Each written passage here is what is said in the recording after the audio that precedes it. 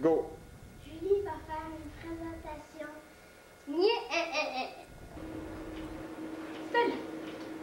Aujourd'hui, je vais sûrement vous surprendre en vous parlant non pas du rat de bibliothèque, ni du rat d'hôtel, mais bien de ces petits rongeurs qui sont pas très appréciés dans la société d'aujourd'hui, c'est-à-dire les rats.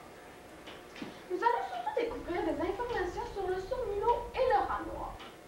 Je vais vous aider à les identifier et vous allez aussi comprendre pourquoi la réputation des rats est très mauvaise. Si vous voulez différencier le sourd-mulot du rat noir, vous n'avez qu'à écouter ceci.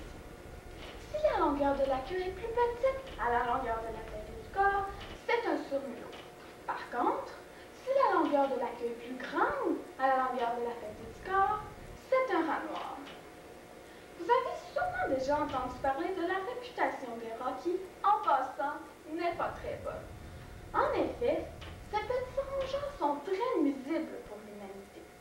Avant la Première Guerre mondiale, en 1937, certains chercheurs ont estimé qu'on pouvait évaluer à 50 millions de dollars les dégâts causés par les rats en France. D'autres spécialistes considèrent que le sourd-mulot empêche la consommation de 300 grammes de blé par jour en le rongeant. Le rat transporte aussi beaucoup de maladies. Il est un commis voyageur en microbes mortels pour l'humanité. Il est aussi responsable de plusieurs épidémies de peste et de plein d'autres maladies partout dans le monde.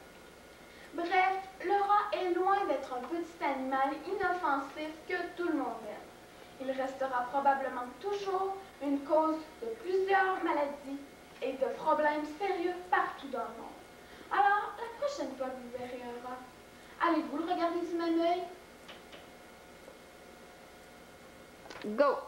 Maintenant, la présentation de Julie est terminée.